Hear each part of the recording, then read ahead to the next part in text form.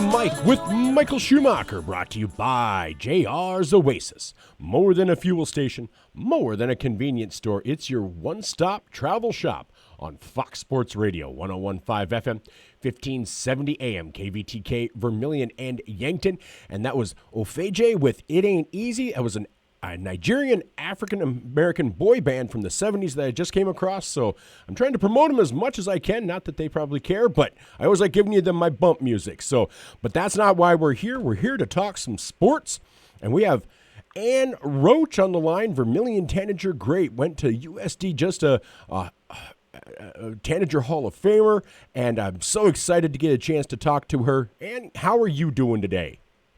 Hey, good. Hi, Michael. It's great to be on. It's such an honor and special privilege to be with you today. I'm doing great. How are you? Well, I am good. It's a beautiful day out. We've been getting rain, which was much needed, so I can't complain too much. And I tell you what, people might know the name, but maybe they don't know much about you. But I'm sure there are a lot of people, and we're going to get into this, but who see the last name and think of Mike Roche at USD. Do you get that a lot?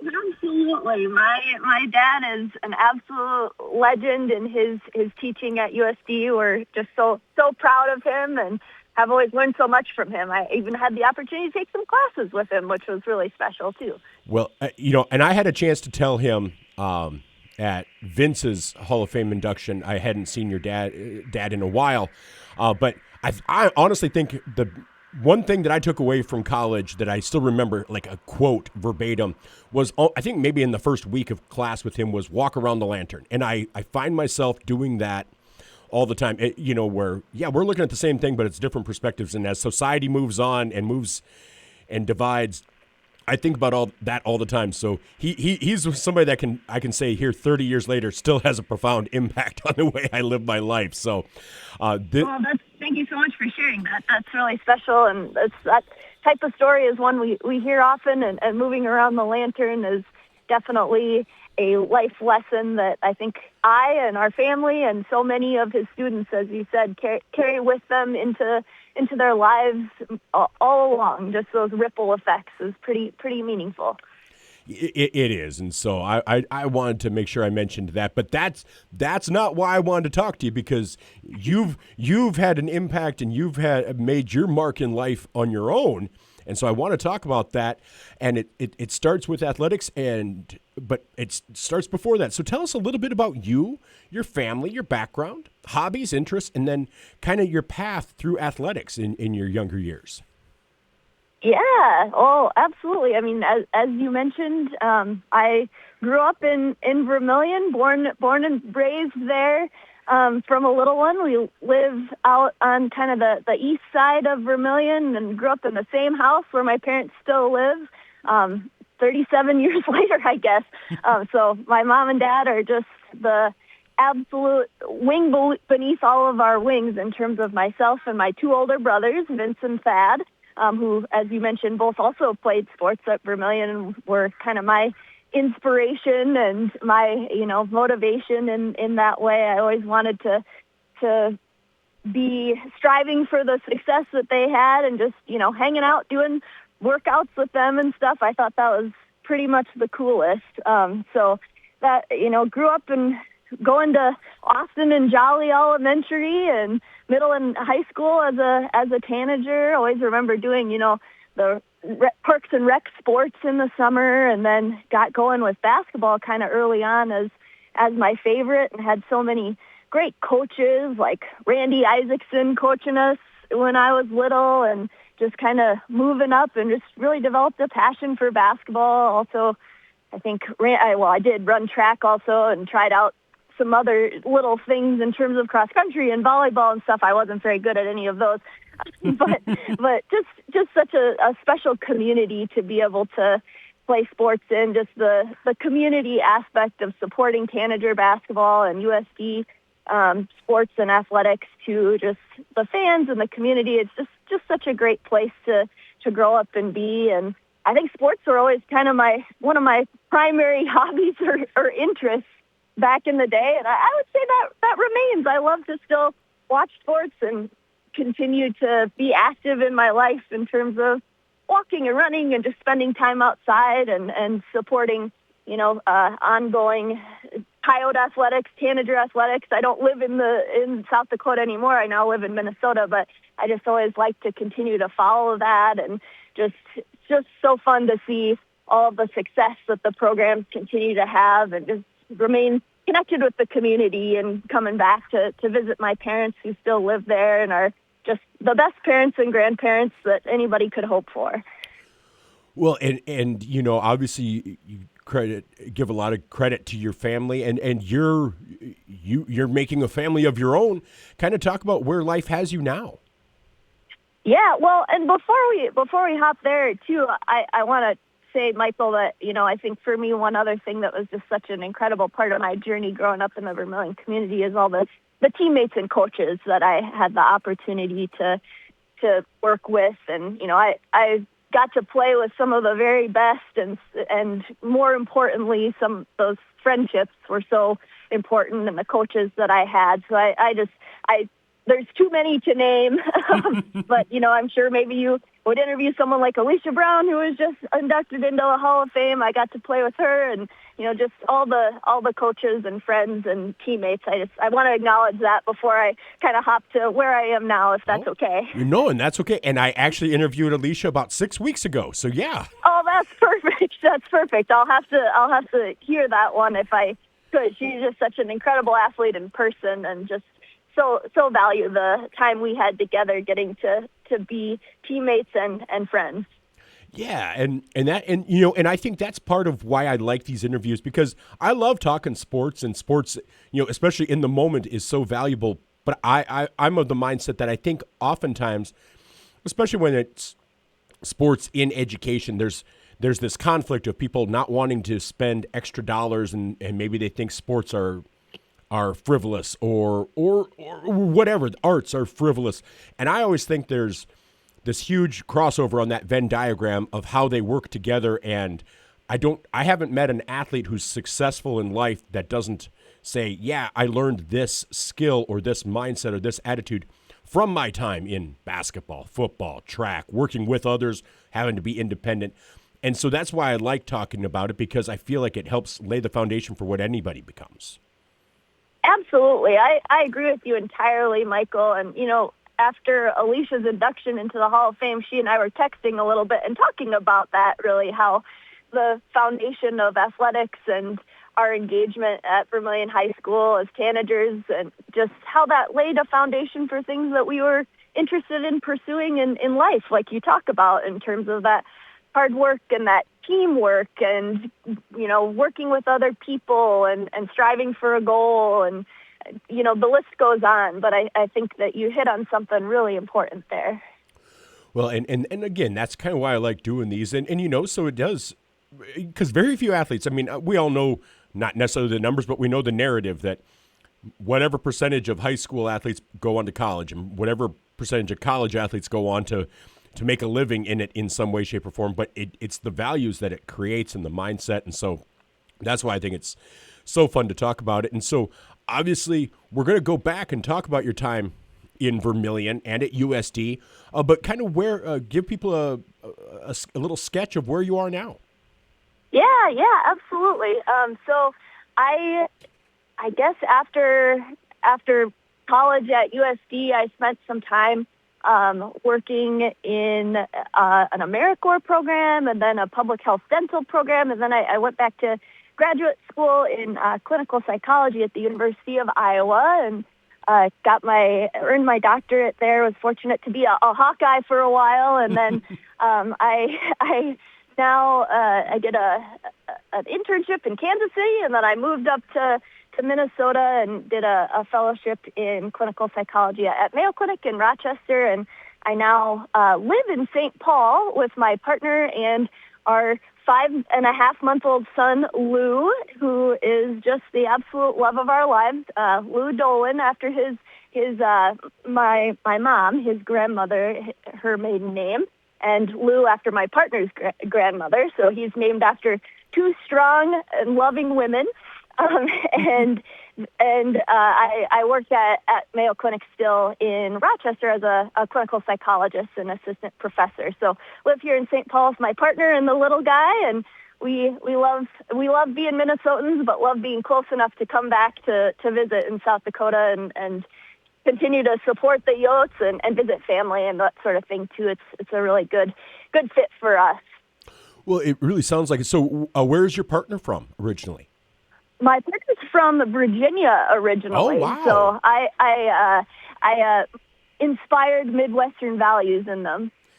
Now, okay, and now this is just off the top of my head because maybe I'm completely out in left field, but isn't Virginia where your dad went to college?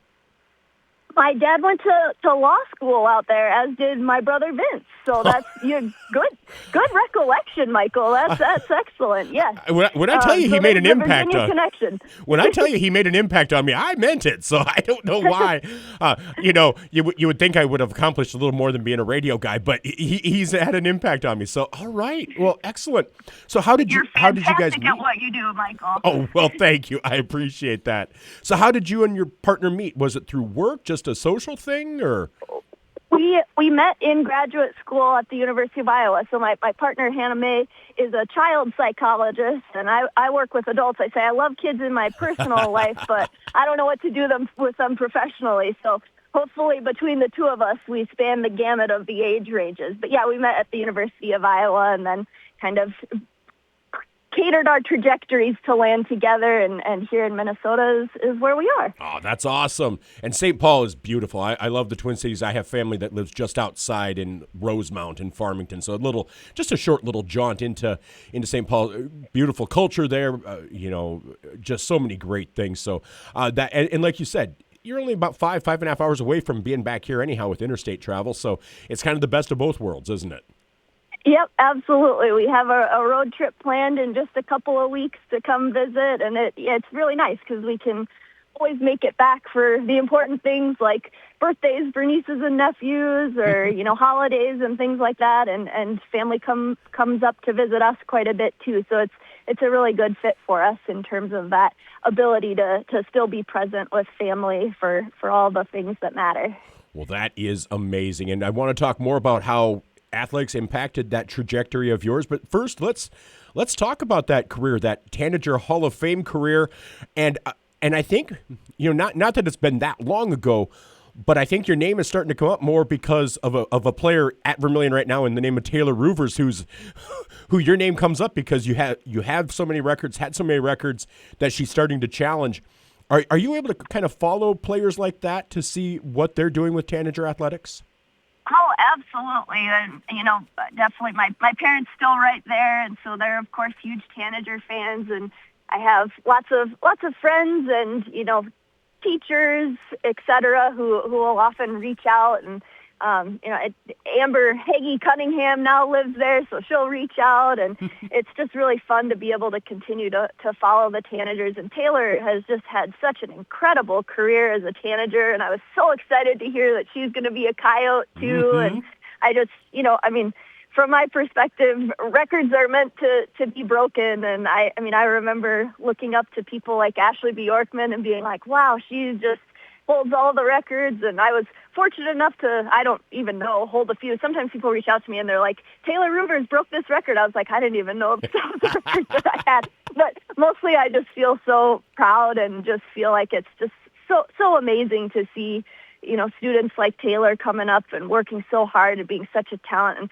I actually remember Dawn Sudbeck, her mom would coach me at Coyote Camp when I was little, and I always looked up to her. So there's so many connections, and it's so fun to continue to see everybody working their way through. The Melstead sisters were so successful. It's a tradition, and Coach John Brooks, I know, is just continuing to build that tradition of Tanager athletics and Tanager girls basketball. And, I played for Jamie Parrish. It's just, you see all of those kind of the strings throughout the tapestry of Vermilion athletics, which is just really special. I think that's something that's really special about kind of the smaller community and being engaged in that way. Well, I agree. I think that is amazing. And, and I'm just going to preface this with I am as unathletic as anybody comes, so I don't want my questions to come off as odd, but I'm always looking for an athlete's perspective. And when I ask this, was there a time, was there a moment where you knew you were good? Like, I mean, or was it a slow progression where you're like, oh, okay, and maybe even somebody reached out to you saying, hey, we're interested. When was that for you where you're like, basketball could be a thing or track could be a thing for me? Oh gosh, that's a great question, Michael. I don't know that I ever knew that I was good. I think I always knew that I wanted to be good, and I always enjoyed the process of working hard and playing sports. And like I said, looking up to my brothers and other, the Coyotes. We would always go to the games. So I always thought that was such a special, cool thing, and that it was something I wanted to work hard at. But I don't know, I think maybe something that always drove me to continue to work hard and be dedicated was I'm not sure that I did know that I was, like, quote, good enough. I always felt like I needed to just put in that extra work to be able to compete, and always had fun doing that with my teammates and friends. But I don't know that I ever was like, yeah, here's me. But I think I did know that, at first I wanted to play football because that's what my older brothers played, but I realized I couldn't really do that probably very successfully. And so I realized that basketball was something I had a real passion for. I definitely remember that, kind of knowing that was the sport that I loved the most. And that happened pretty early on, I think, even in elementary school. It just was the one that I enjoyed the most. And I was fortunate that my parents, supported me going to camps and would shoot hoops with me out on the driveway and that sort of thing. So I knew that I loved it. I don't know that I knew I was good at it, if that answers your question. Well, nope, that is perfect. And boy, you guys, when in your time at Vermilion, you guys had some success. Like you said, you played under Coach Parrish. And what were some of your highlights in high school? I mean, whether they're individual highlights or team highlights, what were some of your favorite memories from your time at Vermilion? I mean, I think coming down to those friendships and those connections with your team and your coaches, and just being in there, working hard, nose to the grindstone, you bouncing back from, losses. And I think those are lessons, resiliency and just having fun with your teammates. I think that's at the core. That's what strikes me the most. And of course, things like the state tournament was always just such a goal for you every year. We didn't make it every year that I played, but we were fortunate enough to make it some of the years that I was there. And same with, the state track meet and that sort of thing. And of course, some of those opportunities that we had to compete at that highest level. And my senior year of high school, we were fortunate enough to actually be able to make it to the state tournament and win that state championship. So, of course, that always pops out as one of the extreme highlights, to do that with your teammates and your coaches. With all of my family was able to be there for that, which is just a memory that's near and dear to my heart. I'll have to call out my brother Vince. He flew in from Chicago to come to the state championship and then got a speeding ticket on his way back to the airport. But he was as my big brother, he was going to be there, and my brother Thad, my parents. That's just so special to do that with your teammates and friends and coaches, and have the community of Vermilion around you supporting you. And both of my brothers had won state football championships. So I remember at a young age being like, I want to win a state basketball championship. I don't think I knew all that entailed back then. And so reflecting on that, it's definitely a highlight to have done that with friends and family and teammates and coaches. Just really special. Well, and of course, and then your career took you on to go to USD, and you were part of some great teams there as well. Kind of talk about what that recruitment process was like when USD reached out, or was there ever a time where USD wasn't in consideration, or was that kind of a no-brainer once that opportunity was there? Oh, gosh. Yeah, I mean, it seems like a long time ago to think about, college visits and things like that. And, my parents were really good about making sure I was exploring all aspects of academic and athletic opportunity. And, Michael, Chad Lavin was the head coach there when I started playing at USD my first year when we were still in Division II, and I ended up being a redshirt freshman, and that was my only offer that ended up, transitioning into a Division I team. And I had grown up going to Coyote camp with Coach Lavin and all those players, and I just thought, wow, this is such an incredible opportunity. And so by the time that offer was on the table, like you said, it was kind of a no-brainer that I got to continue to play in the Vermilion community in front of family and friends. And so Coach Lavin was the one who gave me that opportunity, and forever grateful for that. And then he actually retired there after my redshirt season, the season that our team went to the national championship, and I got to learn from all of those players and just, work really hard that year.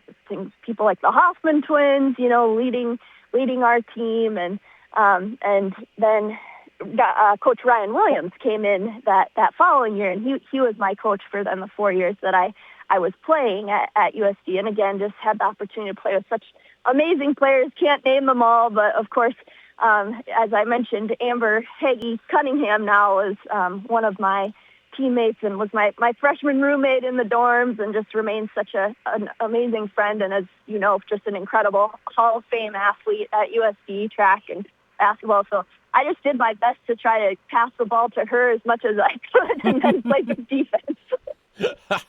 Well, that is awesome. And, and that national runner-up team, so many great names. And what I was always amazed at, and I know things have changed, but just so many from the area.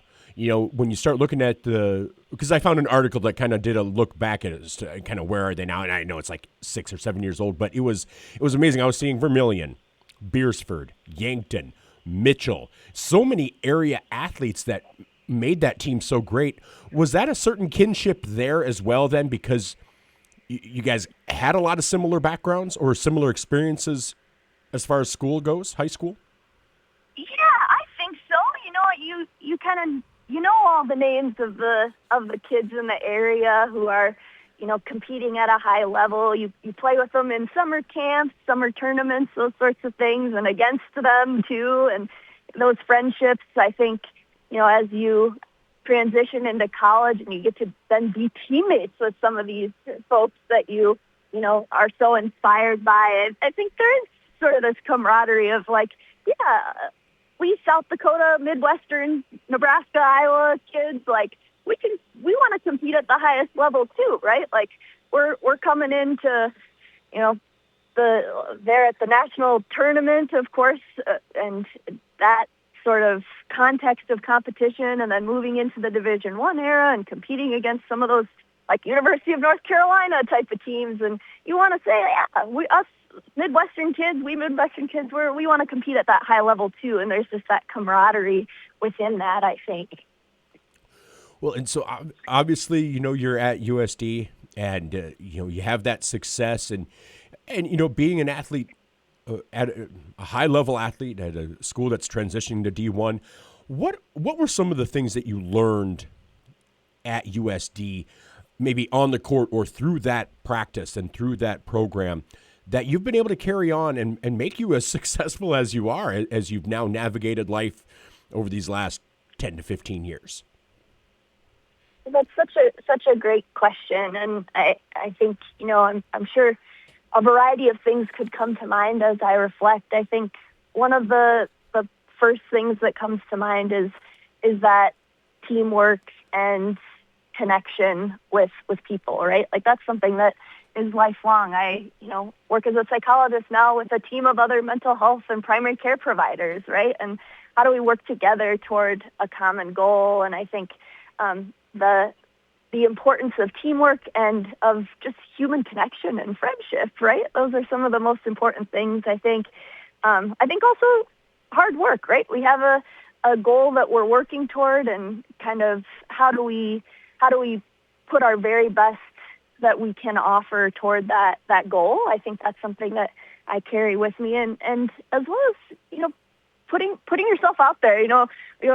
One of the things that my dad talks about is being the person in the arena. I think the poem is The Man in the Arena, but putting yourself out there, and that's a risk, right? There are lots of things I've done in my life, giving speeches and presentations and things like that. But there's anxiety that comes with that, right? And that's because it matters. And so kind of learning about how to bring some of that kind of anxiety with you and do the thing that's important and put yourself out there for goals that matter. I think that's something that athletics teaches us, and how to bounce back when it doesn't go well, right?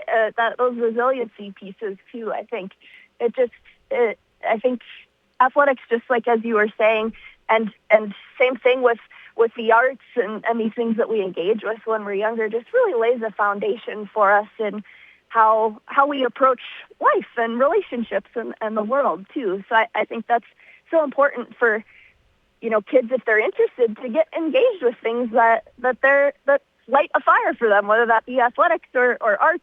We were just looking this morning. Our son is only 5.5 months old, but we were like, are there little hoops things that he could get engaged in? And it's just because it's fun. We want him to be exposed to all sorts of things and to figure out what lays that foundation for him.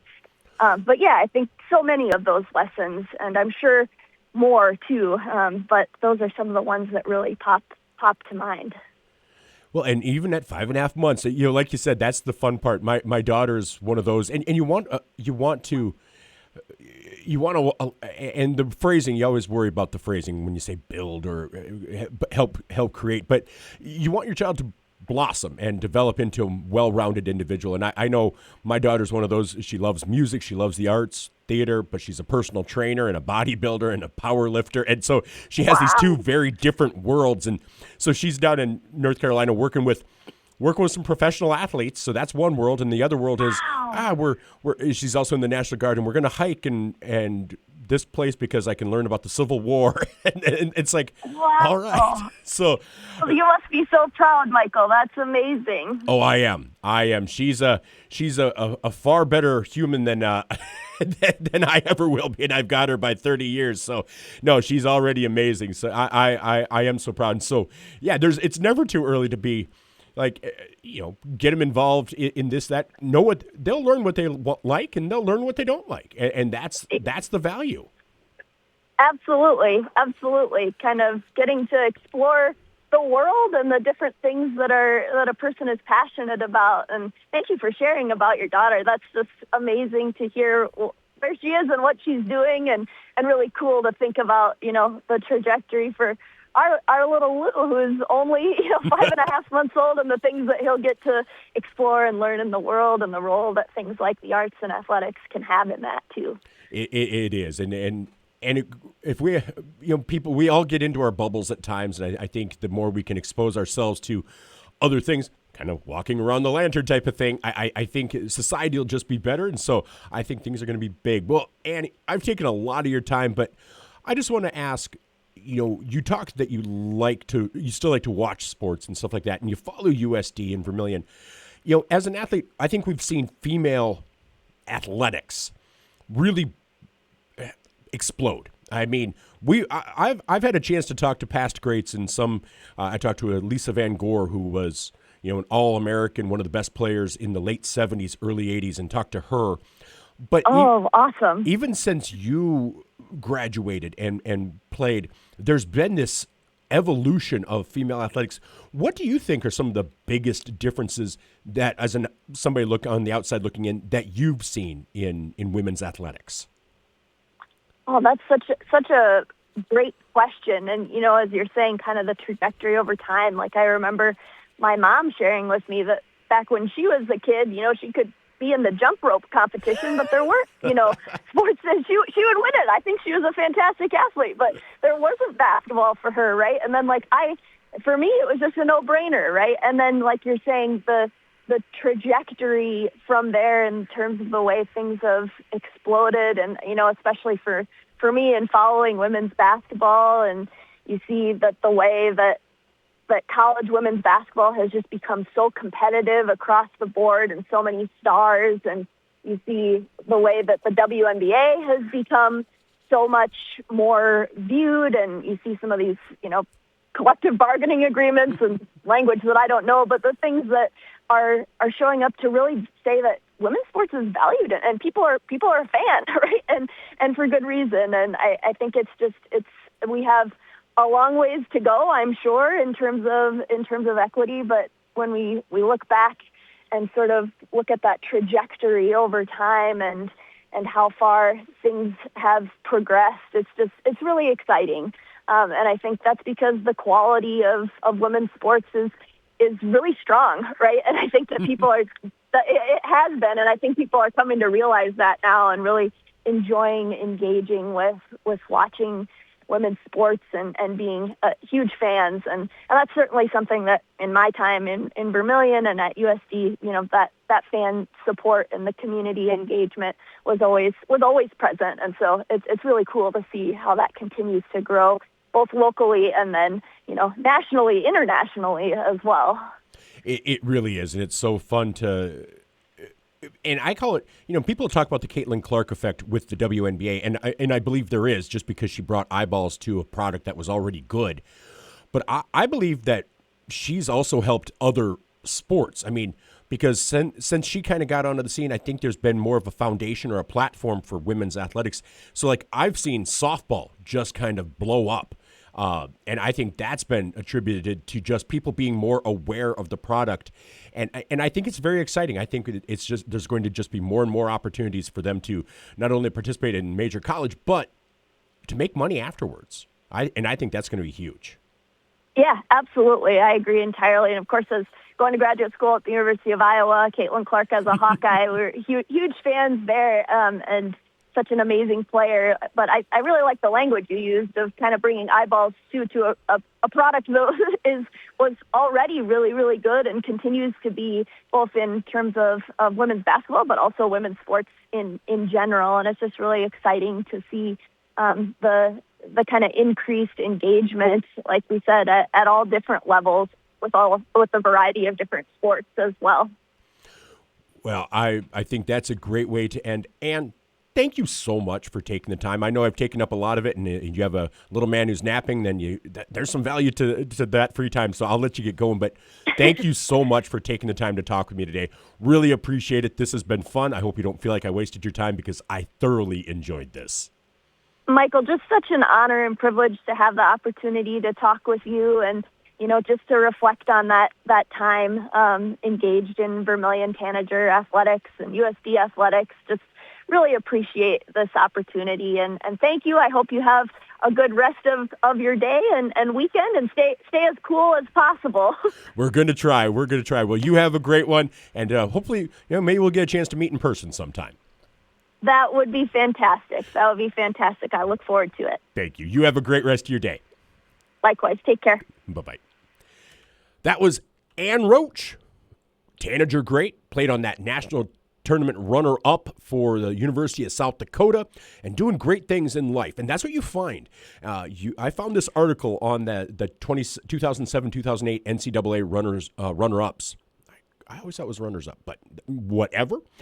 Where are they now for USD? And you're looking at Becky Flynn Jensen and what she's doing. Gianna Hoffman, Bridget Yorger, Shannon Daly. They're all doing amazing things, great in their careers. And I think it's because you learn these life lessons as an athlete, that you have to time manage. You have to push yourself. You aren't going to get handed anything.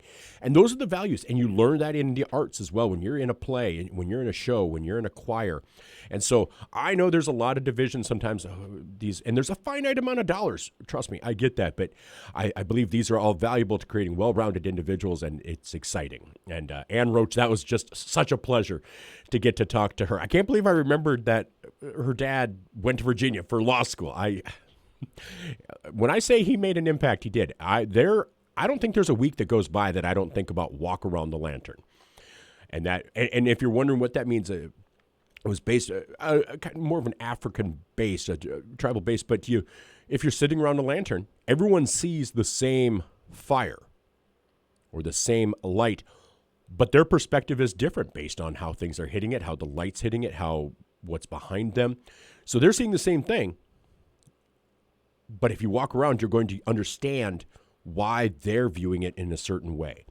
And so I try to use that as much as I can. I fail a lot, trust me, but I just absolutely love it. So I've had a chance to talk to Vince, and I've now had a chance to talk to Ann, and so I'm just so excited. And the chance to see Dr. Roche at Vince's Hall of Fame induction was tremendous. So, all right. Well, I hope you enjoyed that. And this Coyote conversation, these looks at Tanager greats and Coyote greats. If you're interested in sponsoring any of these, give me a call, 605-661-5858. We'll be back with more on At the Mic with Michael Schumacher on Fox Sports Radio right after this.